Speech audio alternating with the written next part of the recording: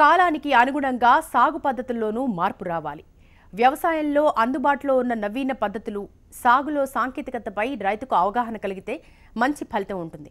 అందుకే దేశంలోనే ప్రత్యేక గుర్తింపు తెచ్చుకున్న కడియం నర్సరీ రైతులకు నవీన పద్ధతులు, మొక్కలు పెంచడంలో మెళకువలు, వాటికున్న డిమాండ్పై అవగాహన కల్పించేందుకు ఇండియన్ నర్సరీమెన్ అసోసియేషన్ కడియంలో సదస్సును నిర్వహించింది. రైతులు ట్రెడిషనల్ కల్చర్తో ఆగిపోకుండా అడ్వాన్స్డ్ టెక్నాలజీని అందిపుచ్చుకోవాలని నిపుణులు సూచిస్తున్నారు.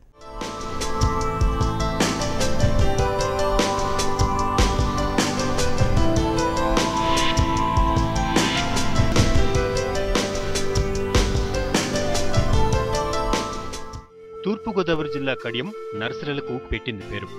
అయితే జాతీయ స్థాయిలో పేరొందిన కడియం నర్సరీల రైతులు ఇంకా సంప్రదాయ పద్ధతిలోనే మొక్కల సాగు, అమ్మకాలు సాగిస్తున్నారు. నవీన పద్ధతులను అనుసరించడంలో కాస్త వెనుకంజలో ఉన్నారు. అందుకే కడియం నర్సరీ రైతులకు వీటిపై అవగాహన కల్పించేందుకు ఇండియన్ నర్సరీమెన్ అసోసియేషన్ ఆధ్వర్యంలో కడియంలో నర్సరీ రైతుల సదస్సును నిర్వహించారు.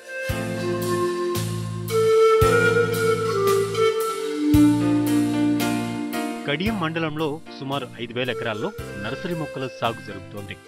వందలాది మంది రైతులు నర్సరీలపై ఆధారపడి జీవిస్తున్నారు. వేలాది మంది కార్మికులు నర్సరీల ద్వారా ఉపాధిని పొందుతున్నారు. ఫల, పుష్ప, అలంకరణ, నీడలో ఆరుబయట పెంచే అనేక రకాల మొక్కలకు కడియం నర్సరీలు కేర్ ఆఫ్ అడ్రస్ గా మారాయి. దేశంలోనే పేరెన్నికగల కడియం నర్సరీలో మొక్కలు ఇతర రాష్ట్రాలతో పాటుగా అప్పుడప్పుడు విదేశాలకు ఎగుమతవుతున్నాయి. ఇక్కడి రైతులు పరిశోధకులు. ఒక్కొక్క రైతు ఒక్కొక్క ప్రయోగశాలగా చెప్పుకోవచ్చు. ఇప్పటికీ సంప్రదాయ పద్ధతిలోనే, వారి తరహాలోనే మొక్కల ఉత్పత్తి, పెంపకాన్ని సాగిస్తున్నారు. అలాగే అమ్మకాలు కూడా చేస్తున్నారు.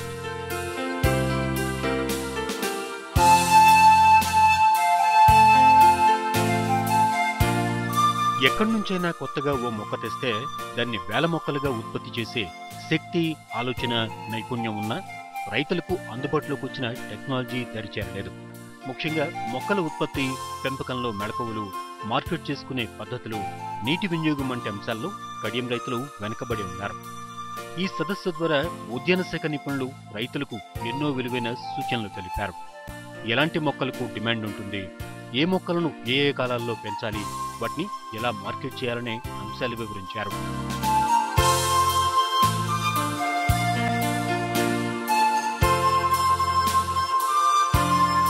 ఆన్లైన్లో కడియం నర్సరీ మొక్కలు అమ్ముకోవడానికి వీలుగా ఉద్యాన శాఖ ఆధ్వర్యంలో ఓ వెబ్సైట్ ను రూపకల్పన చేస్తున్నట్లుగా ఏపీ ఉద్యాన శాఖ కమిషనర్ చిరంజీవి చౌదరి వెల్లడించారు. అలాగే మొక్కల ఎగుమతికి ప్రోత్సాహాన్ని అందిస్తామని అన్నారు. కడియంలో ఫ్లోరికల్చర్ రీసెర్చ్ సెంటర్, కేంద్ర క్రాప్ ప్లాంటేషన్ ఇన్స్టిట్యూట్ సెంటర్లు మంజూరయ్యాయని, త్వరలోనే పనులు ప్రారంభం కానున్నాయని వివరించారు. ఎక్స్పోర్ట్ చేయడానికి కూడా ఎటువంటి సౌకర్యం అవసరం ఉంటే అది కూడా మనం ప్రభుత్వంలో ప్రయత్నం చేసుకుని అది కూడా చేసుకుంటాము. డైరెక్ట్ మార్కెటింగ్కి కూడా మనం ప్రయత్నం చేసుకుంటాము. ఆన్లైన్ మార్కెటింగ్కి కూడా ఒక ప్రైవేట్ కంపెనీతో మనం మాట్లాడుకుంటున్నాము. తద్వారా వాళ్ళకి డైరెక్ట్ మార్కెటింగ్ చేయడానికి అవకాశం ఉంటుంది. ఇంకోటి మన ఉద్యానవన శాఖలో గార్డెనర్స్కి స్కిల్ డెవలప్మెంట్ ట్రైనింగ్ అంటే అది 30 రోజుకి రెసిడెన్షియల్ ట్రైనింగ్ కూడా మనం స్టార్ట్ చేశాము. హార్టికల్చర్ యూనివర్సిటీలో 32 మంది యంగ్ బాయ్స్ అండ్ గర్ల్స్కి ఆ ట్రైనింగ్ ఇవ్వడం జరిగింది. మళ్ళీ సెకండ్ బ్యాచ్ కూడా స్టార్ట్ అవుతుంది. అది కోర్స్ కూడా చాలా బాగుంది. అది ట్రైనింగ్ చేసే వాళ్ళకి కూడా మళ్ళీ ఇటువంటి నర్సరీలో కానీ లేకపోతే ఇంకా మున్సిపల్ కార్పొరేషన్స్లో, దేవస్థానంలో, లేకపోతే ప్రైవేట్ రియల్ ఎస్టేట్లో అటువంటి ప్లేసెస్లో కూడా వాళ్ళకి ఉద్యోగాలకి అవకాశం ఉంటుంది. ఇటువంటి అన్ని రకాల మనం ఆలోచనతో ముందుకు పోతున్నాము. ఒకే ఒక ఉద్దేశం అంటే మన రైతులందరూ బాగుపడాలి, వాళ్ళకి ఆదాయం మనం పెంచుకోవాలి. కడియం నర్సరీ రైతులు అడ్వాన్స్ టెక్నాలజీని అందిపుచ్చుకోవాల్సిన అవసరం ఉందని, లేకపోతే ట్రెడిషనల్ కల్చర్లో ఉండిపోవాల్సి వస్తుందన్నారు ఏపీ అర్బన్ బ్యూటిఫికేషన్ సంస్థ managing director N Chandramohan Reddy. మొక్కలు ఎగుమతి చేసేటప్పుడు దానిలో వైరస్, బ్యాక్టీరియా సమస్యలు లేకుండా చూసుకోవాలని, లేదంటే విదేశీ ఎగుమతులకు సమస్య తలెత్తుతుందని చెప్పారు. ఈ మొక్కలు బయట స్టేట్స్ కూడా వెళ్తున్నాయి.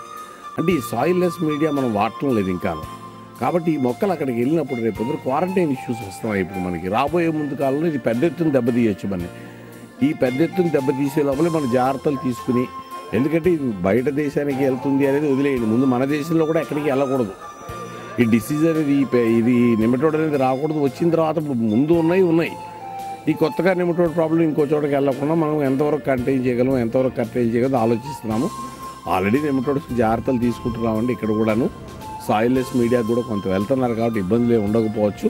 పెరుగుతున్న కాలానికి అనుగుణంగా నర్సరీ రైతులకు నవీన పద్ధతులు, మొక్కలు పెంచడంలో మెళకువలు, వాటికున్న డిమాండ్పై అవగాహన కల్పించేందుకు ఈ సదస్సు ఏర్పాటు చేశామని ఇండియన్ నర్సరీమెన్ అసోసియేషన్ అధ్యక్షులు పల్లా సుబ్రహ్మణ్యం చెప్పారు. కడియం నర్సరీల్లో ఒక్కో రైతు ఒక్కో సైంటిస్ట్తో సమానమని, వీరికి విదేశాల్లో నవీన పద్ధతులు, సాగులో సాంకేతికతపై అవగాహన కల్పిస్తే దేశంలోనే నెంబర్ 1గా తయారవుతారని అన్నారు. పెరుగుతున్న కాలానికి అనుగుణంగా ఇప్పుడు హైటెక్ పద్ధతుల్లో నర్సరీలను మనం కూడా తయారు చేసి మన ప్రాంత ఖ్యాతి దేశంలోనే ఇప్పుడు వరకు నెంబర్ 1 ప్లేస్లో ఉన్నాం.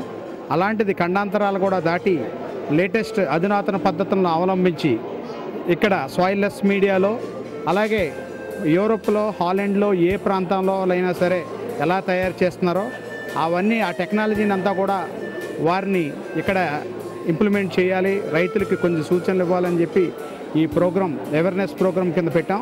ఇలాంటి సదస్సులు తరచూ నిర్వహించడం ద్వారా రైతుల్లో ఆధునిక పద్ధతులపైన అవగాహన ఏర్పడుతుందని కడియం నర్సరీ రైతులు చెబుతున్నారు. కేంద్ర గవర్నమెంట్ నుంచి జిఎస్టీ క్లియరెన్స్ కూడా లభించడం మాకు చాలా ఆనందదాయకంగా ఉంది. ముఖ్యంగా నర్సరీ రైతులు అందరి గురించి కూడా ఎగుమతి దిగుమతుల నిమిత్తం అవసరమై ప్లాంట్స్ క్వారంటైన్ సెంటర్ని ఏర్పాటు చేయమని చెప్పి కమిషనర్ గారిని అడగడం జరిగింది. వారు చాలా సుముఖంగా విన్నవించుకున్నారు.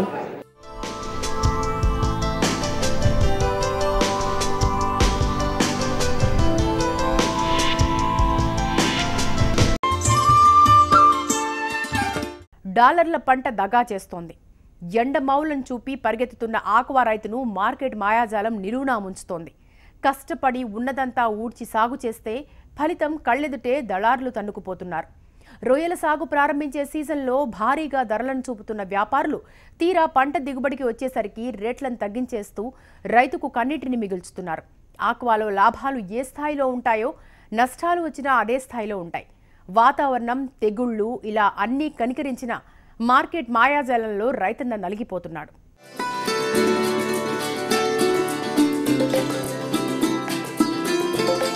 ఈ ఏడాది ప్రారంభం నుంచి ధరలు ఆశాజనకంగా ఉండటంతో పాటు వాతావరణం అనుకూలంగా ఉంది. దీంతో కోనసీమతో పాటు తూర్పుగోదావరి జిల్లా వ్యాప్తంగా వేల ఎకరాల మాగాణి భూముల్ని సైతం ఆక్వా చెరువులుగా మార్చేశారు. తీరా అంతా బాగానే ఉన్న తరుణంలో గత 10 రోజులుగా ఐస్ కొరత, ఇతర సమస్యల్ని చూపుతూ ధరల్ని భారీగా తగ్గించేశారు దళారులు. దీంతో ఆక్వా రైతు దిక్కుతోచని స్థితిలో పడ్డాడు. ఏం చేయాలో తెలియక అయిన కాడికి సరుకును అమ్ముకుంటున్నాడు. అన్నీ బాగుండి పంట చేతికొచ్చినా లాభాలను వ్యాపారులే దక్కించుకుంటూ రైతుకు కన్నీటిని మిగుల్చుతున్నారు.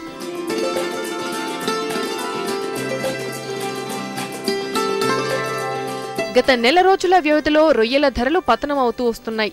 కేజీకి 30 రొయ్యలు తూగే వాటి ధర గత నెల క్రితం 430 రూపాయలుంటే అది కాస్త ఇప్పుడు 360 రూపాయలకు చేరింది. అలాగే 40 కౌంటు ధర 340 రూపాయల నుంచి 270కు, 60 కౌంటు ధర 310 రూపాయల నుంచి 250 రూపాయలకు, 100 కౌంటు ధర 230 రూపాయల నుంచి 180 రూపాయలకు పడిపోయింది. ఒకవైపు రొయ్య ధరలు ఇలా పడిపోతుంటే మరోవైపు సాగు వ్యయం పైపైకి ఎగబాకుతోంది. ఏ ఏడాదికా ఏడాది పెరుగుతూ వస్తున్న ఫీడ్ ధరలు మొదలుకొని సీడ్, డీజిల్, మెడిసిన్ ఇలా రొయ్యల చెరువు నిర్వహణ ఖర్చుల భారాన్ని రైతు మోస్తున్నాడు. రొయ్య ధరలు బాగుంటే ఈ ఖర్చులేమీ రైతులకు కనిపించవు. అయితే ధరలు పతనమవుతూ ఉండటంతో పెరిగిన నిర్వహణ వ్యయంతో ఒకవేళ కౌంట్ సాధించినా చేతిలో 4 డబ్బులు మిగులుతాయనుకుంటే రేట్ల పతనంతో అది దక్కడం లేదు. 100 కౌంటు 240 రూపాయలు, 250 రూపాయలు ఉండేదండి. ఇప్పుడు 50 కౌంట్ వచ్చి 230, 240 రూపాయలకి అడుగుతున్నారు. ఇప్పుడు అది కూడా పట్టేద్దాం అనిపితే సగం సగం ఏరేసి ఫీలింగ్ అని, డీసీ అని అలా ఏరేసి మొత్తం సర్వనాశం చేసేస్తున్నారు రైతుల్ని. ఈ ఎండలకేమో డివోస్, మళ్ళీ రెడ్లో అన్ని పూలు వచ్చేస్తున్నాయండి. ప్రభుత్వం ఏమో ఆక్వాకల్చర్కి ఏదో చేసేస్తున్నాం, ఏదో చెందేస్తున్నాం అంటున్నారు. ఇప్పుడు 15 రోజులు 20 రోజుల నుంచి టప్పని టన్నుకి ₹1,00,000 రేటు పడిపోయింది. ఆ రేటుని చూసేవాడు ఎవడో లేడు.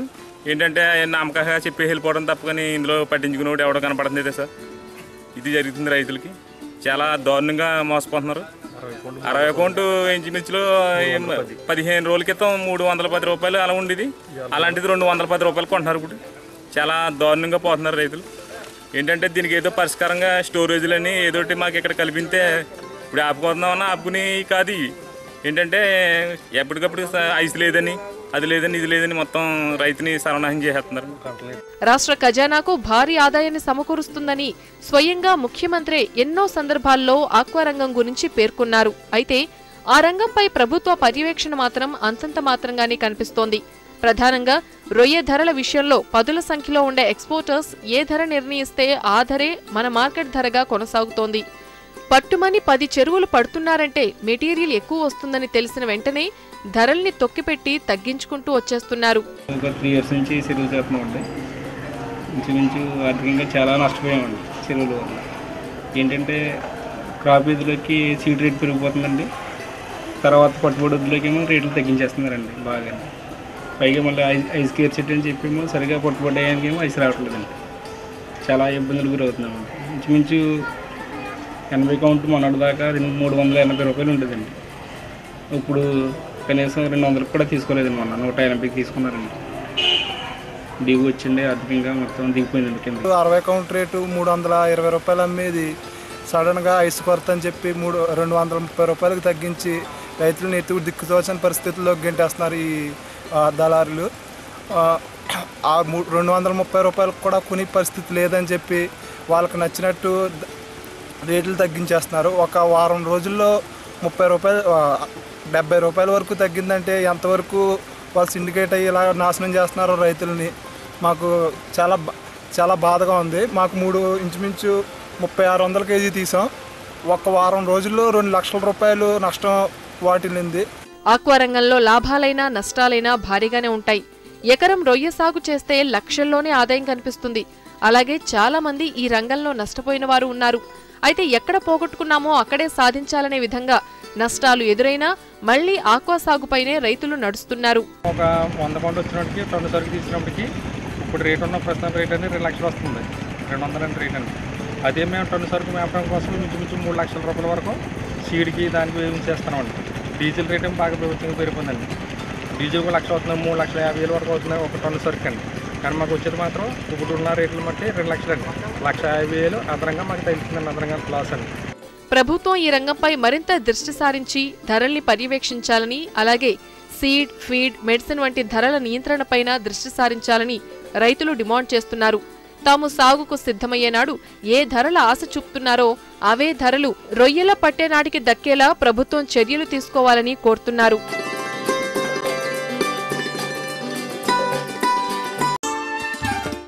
మామిడి పండ్ల పేరు చెప్పిన వెంటనే గుర్తుకు వచ్చే పేరు బంగినపల్లి. బంగినపల్లి మామిడి అంటే నోరూరని వారు ఉండరు. మామిడి పండ్లకే రారాజుగా వెలుగుతున్న బంగినపల్లి పుట్టింది ఎక్కడో, బంగినపల్లికి బెనీషా పేరు ఎలా వచ్చిందో మీకు తెలుసా? బంగినపల్లి మామిడికి బనగానపల్లె నవాబుకు లింక్ ఏంటో ఎప్పుడైనా విన్నారా? రాష్ట్రంలో ఉన్న వీఐపీలతో పాటు దేశ విదేశాలకు ప్రత్యేకంగా ఎగుమతి చేసే మామిడిని చూసారా? ఇవన్నీ తెలుసుకోవాలంటే ఓసారి కర్నూలు జిల్లాకు వెళ్లాల్సిందే.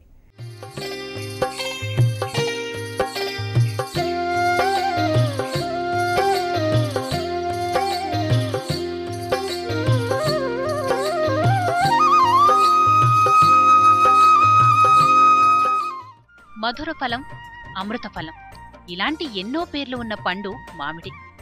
భగవంతుడు అమృతం రుచిని మనిషికి తెలిపేందుకు మామిడిని సృష్టించాడని చెప్తుంటారు. అందుకే మామిడి సీజన్ వస్తే ఎక్కడ చూసినా ఆ మధుర ఫలాలే కనబడతాయి. చుట్టం చూపుగా వెళ్లినా, పని కోసం ఎవరైనా వీఐపీ ఇంటికి వెళ్లినా, మర్యాదపూర్వకంగా పెద్దల ఇళ్లకు వెళ్లినా మ్యాంగో సీజన్లో వాటినే తీసుకువెళ్లటం ఆనవాయితీ. అందులోనూ వీఐపీలకే ప్రత్యేకమైన మామిడి పళ్లు కావాలంటే మాత్రం కర్నూలు జిల్లాకు మాత్రమే వెళ్లాలి.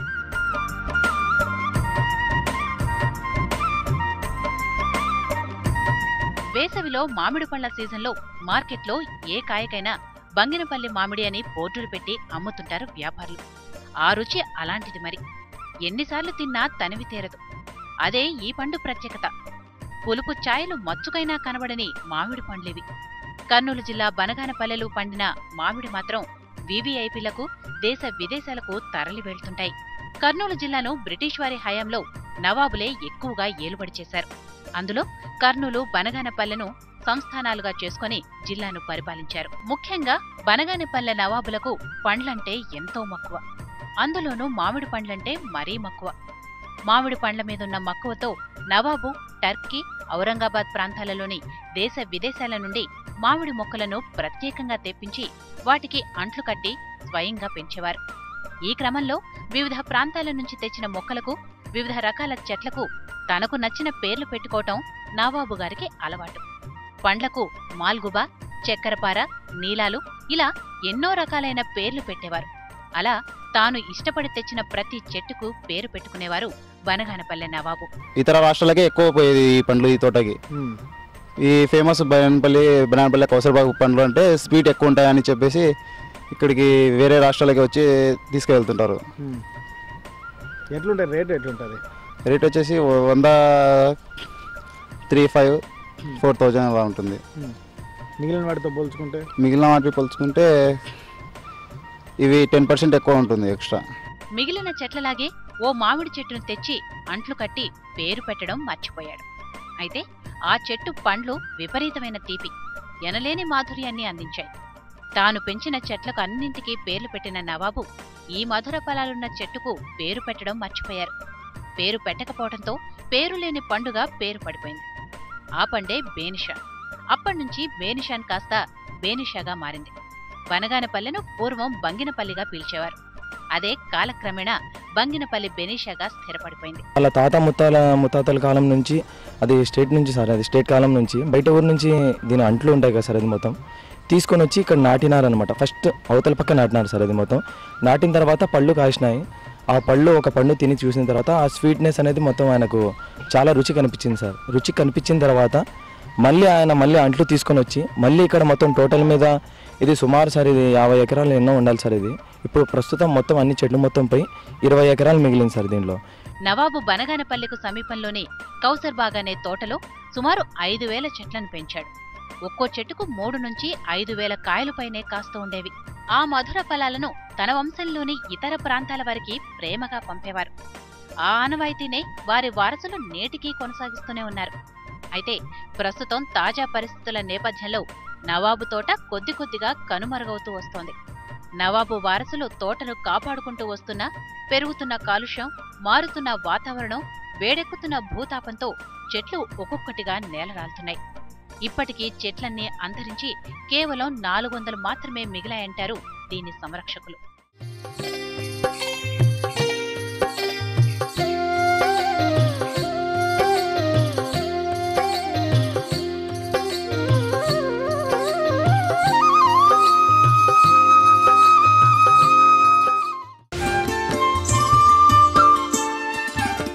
నవాబు తోటలో కాసిన కాయల రుచి మరెక్కడా దొరకదు. పులుపన్నదే ఈ తోటకాయల దగ్గరికి చేరదు. అందుకే నవాబు వారసులు ఈ తోటను ఎంతో జాగ్రత్తగా కాపాడుతున్నారు. దేశ విదేశాల్లో నవాబు తోటకు ఇంతటి ప్రత్యేకత రావడానికి కారణమేంటి? మిగతా పండ్లలో లేనిదేంటి? ఇక్కడి పండ్లలో ఉన్నదేంటి? ఇప్పుడు తెలుసుకుందాం.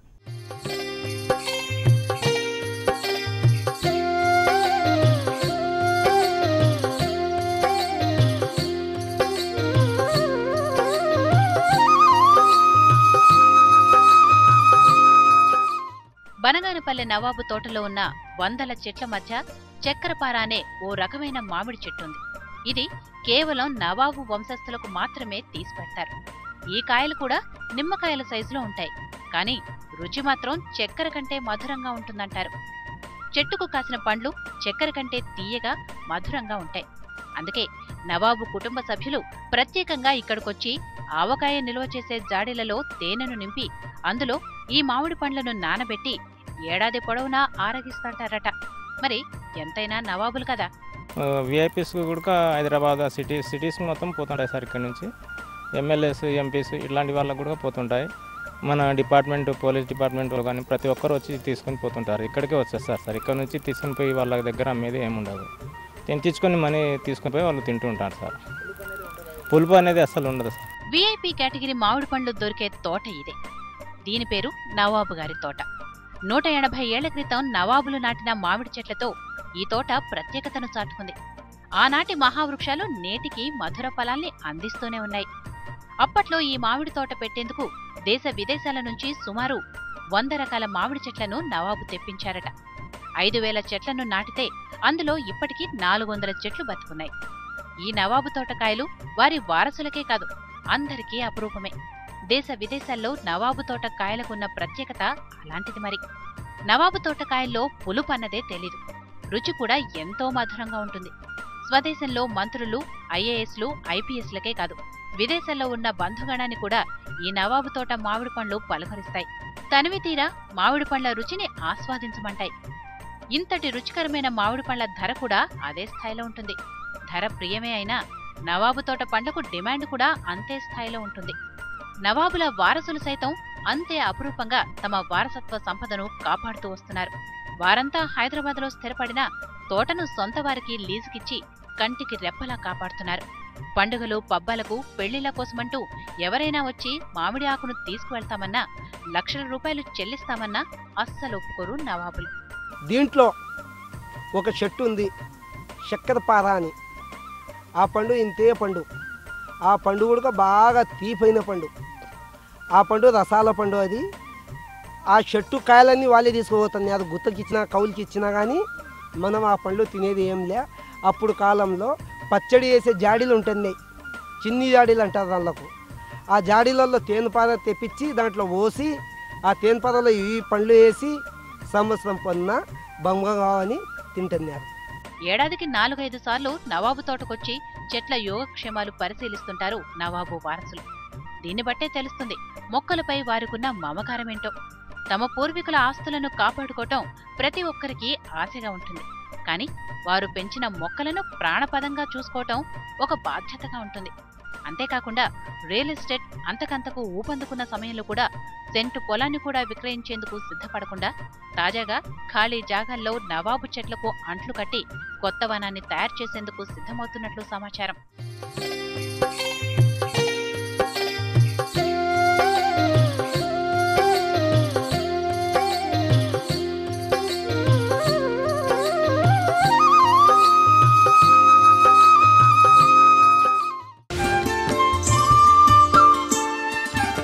ఇవి ఇవాల్టి స్టెర్లింగ్ పంప్స్ సమర్పించు నెలతల్లి కార్యక్రమం విశేషాలు. నమస్తే.